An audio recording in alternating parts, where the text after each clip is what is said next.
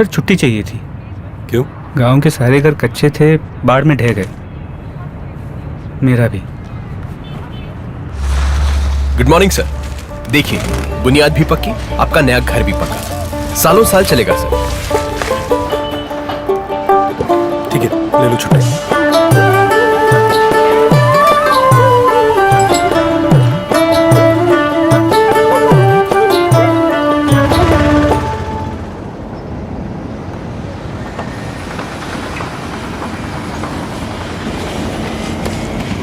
लो, हो गया घर पक्का। छुट्टी कैंसिल।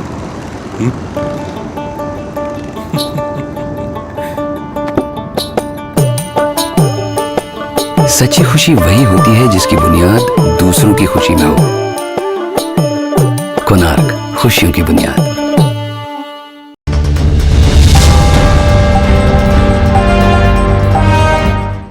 नमस्कार, आप देख रहे हैं DTV भारत और मैं हूं आपके साथ शर्मिला चौहान। आज हम बात करेंगे सम्राट पृथ्वीराज की। सम्राट पृथ्वीराज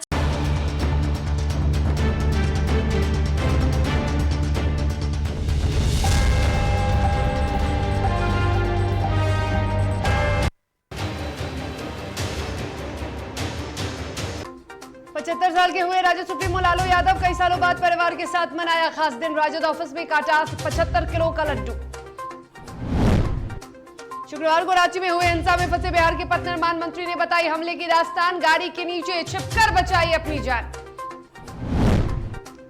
बिहार के कई जिलों में सुबह से छापेमारी जारी। नालंदा में जांच के दौरान 2 मोबाइल सिम बरामद।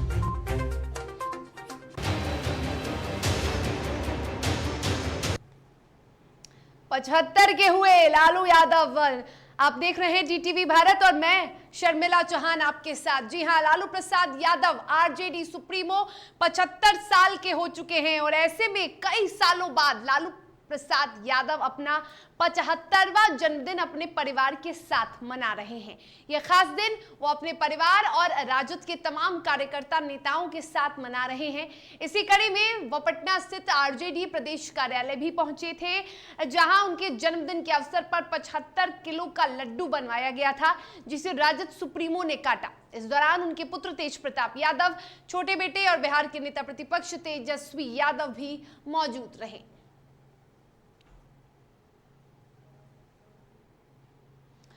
तो लालू प्रसाद यादव का 75वां जन्मदिन मना है और इस अवसर पर यानी लालू प्रसाद यादव के जन्मदिन के अवसर पर कार्यकर्ताओं ने 75 किलो का लड्डू बनवाया था, जिसे लालू यादव ने काटा है। इस अवसर पर तमाम राजद के वरिष्ठ नेता भी मौजूद रहे और एक पुस्तक का भी लोकार्पण किया गया।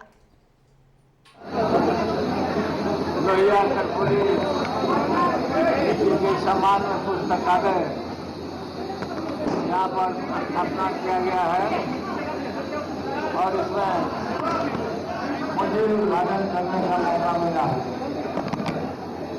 देश के सम्मानित हमारे पुरखे थे कनकरी ठाकुर जी, उनके नाम पर पुस्तकालय और पुस्तकों का बहुत अच्छा संग्रह है। चलिए इस खबर पर अधिक बातचीत करेंगे। निषेध ठाकुर हमारे साथ फोन लाइन पर जुड़े हैं। निषेध, लालू यादव ने 75वां जन्मदिन मनाया, राजद कार्यालय में क्या कुछ खास हुआ?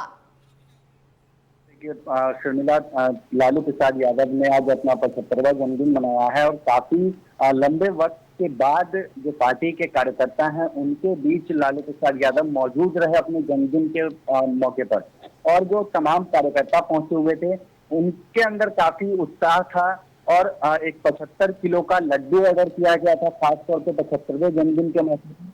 और लालू प्रसाद यादव ने खुद 75 किलो का जो लड्डू है उसको काटा और उसके बाद जो अपना जन्मदिन है वो राष्ट्रीय जनता दल के जो कार्यकर्ता हैं उनके बीच मनाया। साथ ही साथ जो इस अवसर पे गरीबों के मसीहा नामक पुस्तक का भी लालू प्रसाद यादव ने लोकार्पण किया है। साथ ही जो तेजस्वी के नाम पे वचनालय बना है, साथ ही साथ जो पुस्तकालय है उसका भी लालू प्रसाद यादव ने आज उद्घाटन किया है। और काफी लंबे वक्त के बाद जब लालू यादव ने अपना जन्मदिन पार्टी के नेताओं के बीच में मनाया तो काफी संख्या में जो कार्यकर्ता थे वो भी पहुंचे हुए थे और पहले से इसकी तैयारियां थी। पूरी तरीके से राजद प्रदेश कार्यालय को सजा दिया गया था दुल्हन की तरह। चारों ओर लालू प्रसाद यादव को बधाइयां दी जा रही थी बैनर पोस्टर के जरिए। बिल्कुल। और आपने कहा कि गरीबों के मसीहा का जो पुस्तक है उसका लोकार्पण किया गया है। ये पुस्तक लालू प्रसाद यादव की जीवनी पर बनी है।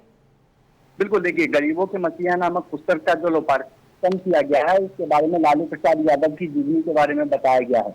लालू प्रसाद यादव किस तरीके से गरीबों के मसीहा कहा जाता है उनको, गरीबों के लिए क्या कुछ उन्होंने किया और किस तरीके से जो पहले का जो उनका कार्यकाल था बतौर एक मुख्यमंत्री बिहार के जब वो थे तो उस वक्त किस तरीके से अपने कामों को किया है वो पूरी जीवनी इस पुस्तक में लालू प्रसाद यादव के बारे में दी गई है और उसका आज लोकार्पण उन्होंने किया है।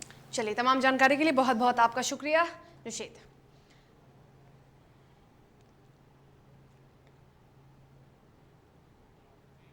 और अब बात हमले की दास्तान की होगी। जी हां, रांची में बिहार सरकार के पथ निर्माण मंत्री नितिन नवीन पर हमला हुआ था जिसकी दास्तान उन्होंने बिहार में सुनाई है। जी हां, नुपुर शर्मा बीजेपी की पूर्व राष्ट्रीय प्रवक्ता जिनके बयान के बाद से हिंसा भड़क उठी है। जुमे की नमाज हुई और उस नमाज के बाद से देश के कई हिस्सों में उग्र प्रदर्शन हुआ। नुपुर शर्मा पर रासुका की मांग की गई और इसी प्रदर्शन में यानी कि रांची में जब ये उग्र प्रदर्शन हो रहा था उस वक्त नितिन नवीन भी वहां मौजूद थे। दरअसल नितिन नवीन एक निजी कार्यक्रम में, एक शादी समारोह में शिरकत करने के लिए जा रहे थे और उस दौरान नितिन नवीन की गाड़ी पर हमला हुआ। गाड़ी के शीशों को तोड़ दिया गया। नितिन नवीन ने किस तरह से अपनी जान बचाई, उस हमले की दास्तान खुद पथ निर्माण मंत्री ने सबको बताई है। सुनिए। संख्या का अनुमान 10-15 हज़ार का है तो कोई बड़ी बात नहीं सकती नहीं है, लेकिन चारों तरफ से घेर के हमला हो गया था और बेसिकली जिस प्रकार से प्रशासन का उनको भय नहीं था, ना शासन का भय था, पुलिस की उपस्थिति भी उस समय नगण्य थी और जब वहाँ पर हमला उन लोगों ने हमारे हनुमान मंदिर और काली मंदिर के कोने पे किया तो वहाँ पर किसी तरह हम लोग निकलने रहे थे वहाँ पर, तो उसी समय उन लोगों ने तोड़ हमला कर दिया और सभी चीज़ों से लोग लैस भी थे और तब वहाँ से किसी तरह हम लोग निकले। हमारे ड्राइवर का सूझबूझ था कि हम लोग निकल पाए, अदरवाइज कोई भी घटना हो सकती। और अब बात होगी जेलों में छापेमारी की। जी हां, शनिवार के अहले सुबह से ही कई हिस्सों में यानी कि बिहार के कई जिलों में जेलों में लगातार छापेमारी चल रही है और इस छापेमारी के दौरान औचक निरीक्षण भी लगातार जो अधिकारी हैं वो कर रहे हैं, जायजा ले रहे हैं। किसी तरह की कोई संदिग्ध सामान को बरामद किया जा रहा है तो उस पर भी कार्रवाई हो रही है। शुरुआत करते हैं सहरसा से। सहरसा के जिलाधिकारी आनंद शर्मा और एसपी लिपि सिंह के निर्देश पर मंडल कारा जेल में छापेमारी हुई जिससे कैदियों में हड़कंप मच गया। सदर एसडीओ प्रदीप कुमार झा और सदर जज संतोष कुमार के नेतृत्व में क्राइम कंट्रोल को लेकर जेल में रेड की गई। इस क्रम में जेल के सभी वार्डों की सघन तलाशी ली गई। आपको बता दें कि इस दौरान आपत्तिजनक सामान की बरामदगी तो नहीं हो सकी। वहीं इस मौके पर सदर एसडीओ प्रदीप कुमार झा, सदर एसडीपीओ संतोष कुमार, सहायक जेलर मृत्युंजय कुमार, सदर थानाध्यक्ष सुधाकर कुमार सहित भारी संख्या में पुलिस बल मौजूद रही।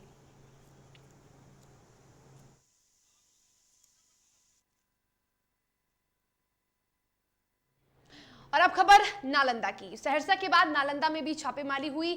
बिहार शरीफ मंडल कारा में अहले सुबह छापेमारी अभियान चलाया गया जिसका नेतृत्व डीएम शशांक शुभांकर, एसपी अशोक मिश्रा के नेतृत्व में किया गया।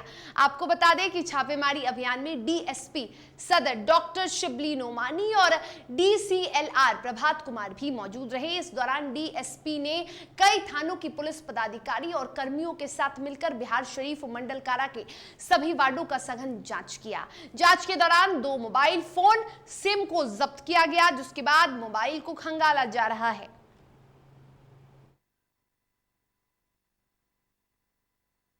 हाँ, जिला पदाधिकारी के निर्देशानुसार आज एक बड़ी टीम के साथ जिसमें एसडीपीओ साहब, एसएचओ साहब, हिल साहब, बहुत से एसआई और बहुत से पुलिसकर्मियों के साथ छापा मारा गया और हर खंड की गंभीर गहन तलाशी ली गई, लेकिन इसमें ऐसा कुछ आपत्तिजनक सामान नहीं पाया। जेल से कुछ बरामद नहीं ऐसा। भागलपुर के केंद्रीय कारागार में डीएम के नेतृत्व में छापेमारी की गई। जिलाधिकारी सुब्रत कुमार सेन ने करीब 1 घंटे तक जेल में छापेमारी की। बताया जा रहा है कि जेल में सुरक्षा व्यवस्था को लेकर छापेमारी की गई। इस दौरान कई अधिकारी भी मौजूद रहे। डीएम ने बताया कि निरीक्षण के दौरान किसी भी प्रकार की लापरवाही नहीं पाई गई जेल में। तो भागलपुर में भी डीएम सुब्रत कुमार सेन के नेतृत्व में केंद्रीय कारागार में यानी कि जेल में छापेमारी की गई और इस दौरान डीएम सुब्रत कुमार सेन भी मौजूद रहे। आपको बता दें कि इस छापेमारी के दौरान फिलहाल किसी भी तरह का कोई संदिग्ध सामान बरामद नहीं हुआ और इसी के साथ आपको ये भी बता दें कि डीएम ने भी कहा कि छापेमारी के दौरान किसी भी प्रकार की कोई लापरवाही नहीं पाई गई।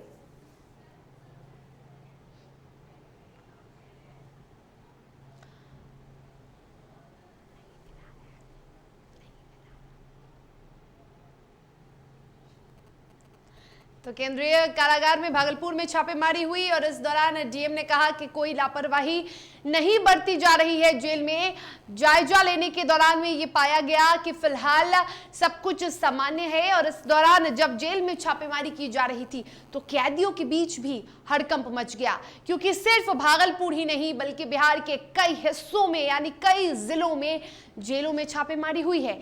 छपरा, भागलपुर, नालंदा सहित कई जिलों के जेल में छापा मारा गया है। चलिए और इस खबर पर अधिक बातचीत करेंगे। भागलपुर से संवाददाता अमरजीत हमारे साथ जुड़े हैं। अमरजीत, सुबह सुबह छापेमारी हुई, क्या कोई संदिग्ध सामान बरामद किया गया जेल से? भागलपुर के जिलाधिकारी सुब्रत कुमार सेन के नेतृत्व में केंद्रीय कारागार में छापामारी की गई।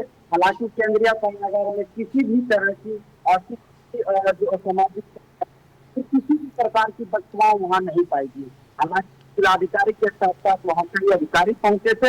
हमें सुबह 6 बजे यह केंद्रीय कारागार में छापामारी की गई है। कितने घंटों तक छापेमारी चली अमरजीत? कब से छापेमारी शुरू हुई और कब खत्म हुई? जैसा कि हम लोगों को सूचना मिली थी कि सुबह 7 बजे जो है वहाँ जब हमने केंद्रीय कारागार पहुंचे तो वहाँ बताया गया कि 6 बजे की छापामारी शुरू हुई थी। कुल 1 घंटे तक छापामारी की गई जी। पैसे की अवैध वसूली का एक वीडियो भी वायरल था। प्रशासन इस तरह की कार्रवाई उन्होंने शुरू की। हालांकि वीडियो वायरल होने के बाद चले बिल्कुल अमरजीत, करीब 1 घंटे तक छापेमारी चली है। हालांकि छापेमारी के दौरान किसी भी तरह की कोई संदिग्ध सामान को बरामद नहीं किया गया है।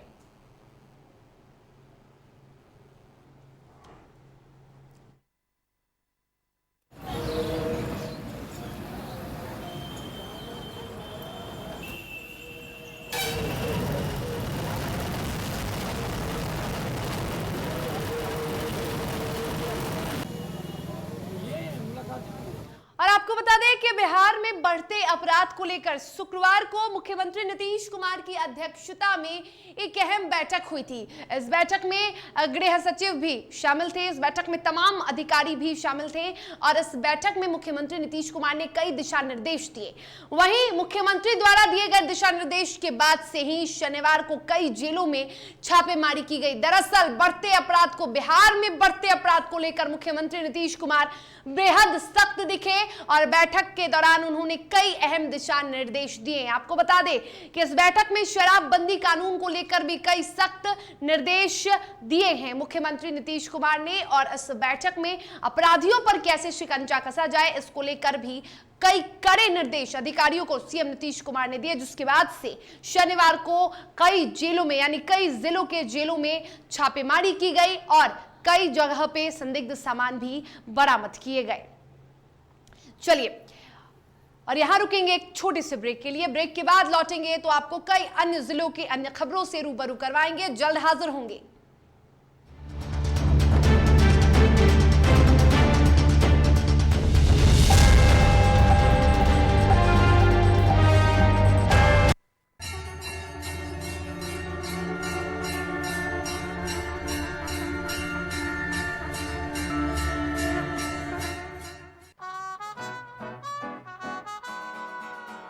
बार बार देखो, हजार बार देखो, ये देखने की चीज है हम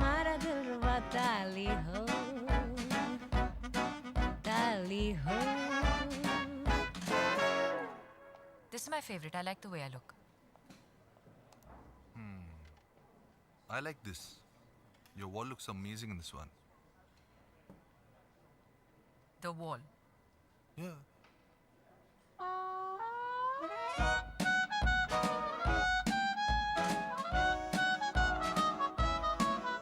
Ultra Sheen paint that steals your spotlight. Royale Glitz with Ultra Sheen. Luxury with Teflon.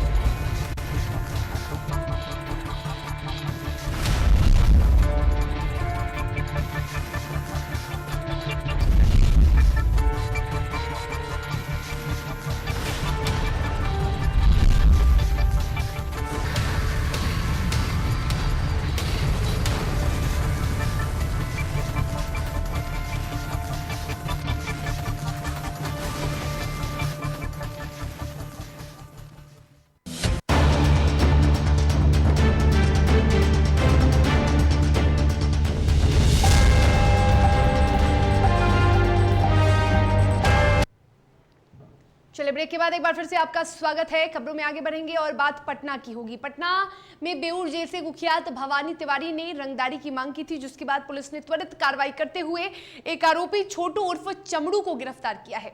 आज उसी कड़ी में कदमकुआ थाना पुलिस ने गुप्त सूचना के आधार पर दूसरे आरोपी राजेश सहनी को गिरफ्तार किया है। बताया जा रहा है कि कुख्यात भवानी जेल से ही सरगना चला रहा है और रंगदारी वसूलने के लिए 3 लोगों को हायर किया गया है और इन्हीं के जरिए रंगदारी वसूली जाती है।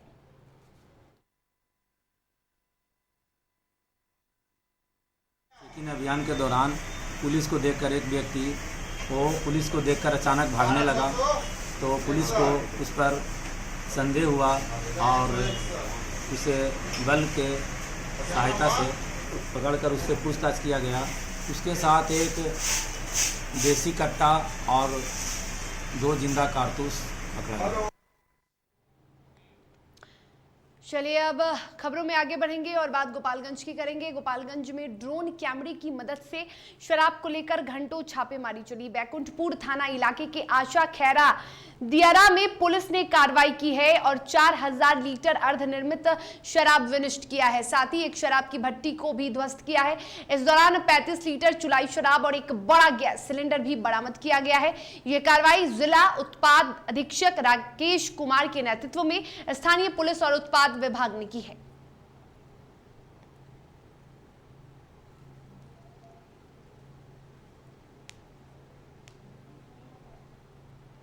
तो ड्रोन के जरिए घंटों छापेमारी चली है। शराबबंदी को सफल बनाने में अधिकारी जुटे हैं, प्रशासन जुटा हुआ है और ऐसे में ड्रोन के जरिए पुलिस ने गोपालगंज में छापेमारी की। इसमें उत्पाद विभाग की टीम भी मौजूद थी। घंटों छापेमारी चली है और कई लीटर शराब को, अर्धनिर्मित शराब को विनिष्ट किया गया। और चलिए इस खबर पर अधिक बातचीत करेंगे। गोपालगंज से डीटीवी भारत के संवाददाता प्रदीप फोन लाइन पर जुड़े हुए हैं। प्रदीप, क्या कुछ बरामद हुआ और क्या कुछ फिलहाल जो सफलता पुलिस ने पाई है? क्या इस दौरान किसी तस्कर को भी गिरफ्तार किया गया है? जी शर्मिला, चूंकि पूरा मामला गोपालगंज जिले के बैकुंठपुर थाना इलाके के आशा खैरा दियरा का है, जहां सुबह 8 बजे से जिला उत्पाद विभाग की टीम और स्थानीय पुलिस की संयुक्त कार्रवाई शराब को लेकर छापेमारी चल रही है। हालांकि पूरी कार्रवाई ड्रोन कैमरे की मदद से की जा रही है। इस दौरान 4000 लीटर अर्धनिर्मित पौध बरामद कर जहां विनिष्ट किया गया है, वहीं 35 लीटर चुलाई शराब का भी से एक बड़ा गैस सिलेंडर भी बरामद किया गया। हालांकि पूरे मामले में किसी भी शराब तस्कर की गिरफ्तारी की।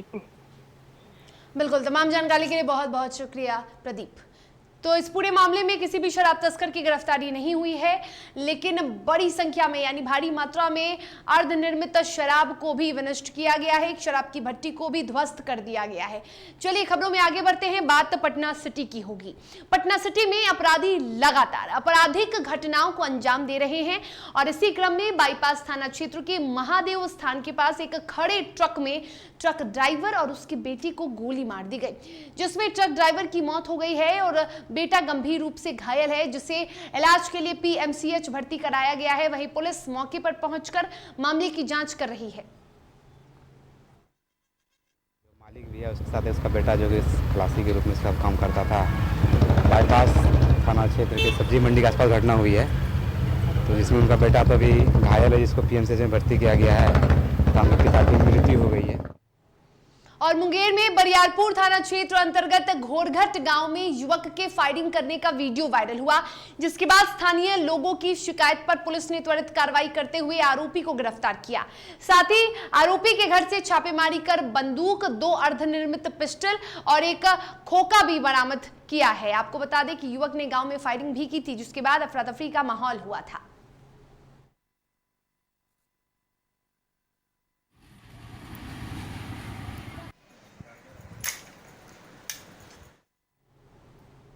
और अब उत्तर प्रदेश की खबरों पर नजर डालेंगे। देश भर में हो रही हिंसा के बीच वाराणसी स्थित सुदामा कुटी में काशी धर्म परिषद के संतों ने बैठक की। इस बैठक की अध्यक्षता परिषद के अध्यक्ष और पातालपुरी मठ के महंत बालक दास महाराज ने की। इनके बाद ही बैठक में हिंदू धर्म के बड़े संत और धर्माचार्य मौजूद रहे। वहीं इस बैठक में प्रदेश में हो रहे हिंसा पर चर्चा हुई। साथ ही मठों के पीठाधीश्वर, संतों, महंतों और सामाजिक कार्यकर्ताओं की उपस्थिति में 16 प्रस्ताव पारित हुए, जिसमें जिस मस्जिद से पथराव हो रहे उस पर ताला लगवाया जाए जैसे प्रस्ताव भी शामिल हैं।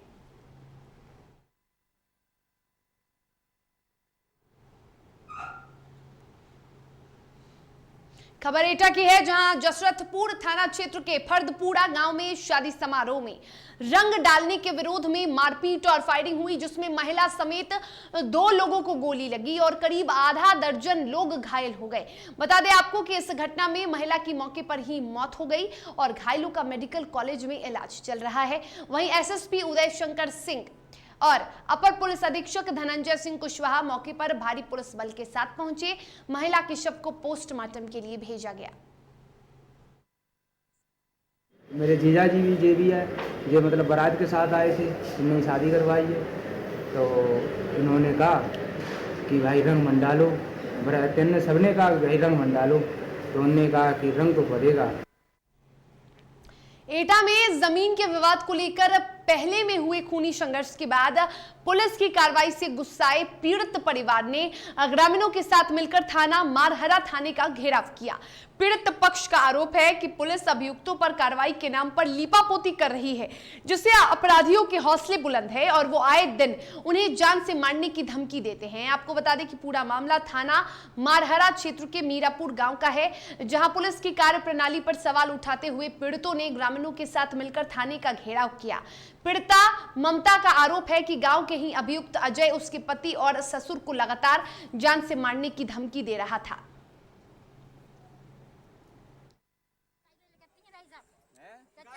परेशानी ये है कि मेरा अजय जो चाचा है, चचिया, ससुर लगता है, वो मतलब हमारा कुछ मैटर था पहले जमीन का, इसलिए मतलब हम लोग खेत पे काम करते हैं और वो मतलब गुंडों को बुला के हमारी मारपीट और छेड़खानी करवाता है गुंडों को।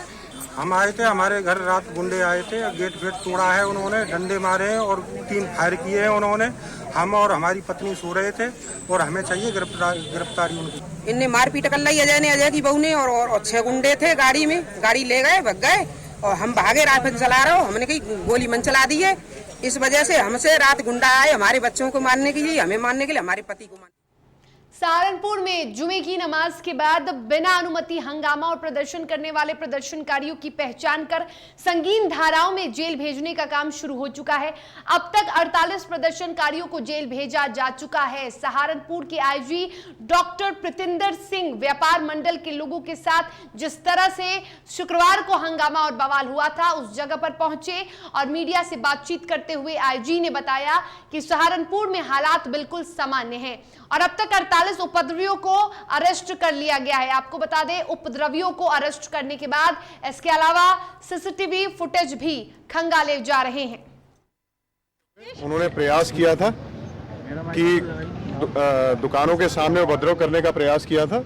पुलिस ने उनको प्रॉपरली यहाँ से तितर बितर किया और उनके खिलाफ अब मुकदमा लिख के उसमें काफी सारी अरेस्टिंग्स भी हो गई हैं। और व्यापार मंडल से कल भी मैं मिला था, उनके अध्यक्ष, महानगर अध्यक्ष हमारे साथ हैं, उनके बाकी जो पदाधिकारी गण हैं, यहाँ के जो दुकानदार हैं, सब हमारे साथ हैं। और कल भी उन्होंने हमें आश्वस्त किया था, कल क्योंकि समय ज़्यादा हो गया था तो उनकी लेबर चली गई थी, तो कुछ दुकानें नहीं खुली थी। आज उन्होंने अपना प्रॉमिस पूरा किया है। आज यहाँ का बाजार 100% खुला है। हमारे अधिकारी यहाँ पे लगातार भ्रमणशील है।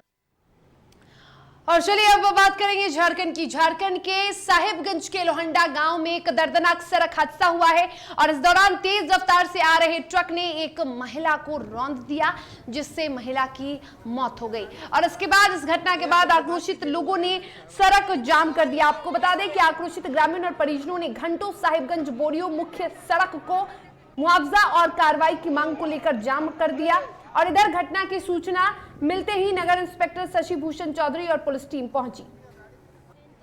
कराएंगे, पैसा दीजिए, जितना खर्चा सब घर चलाएगा, हम उतना ही चाह रहे हैं। और चलिए इसी के साथ खबरों के सफर में फिलहाल इतना ही। तब तक के लिए मुझे दीजिए इजाजत और आप देखते रहिए DTV भारत। नमस्कार।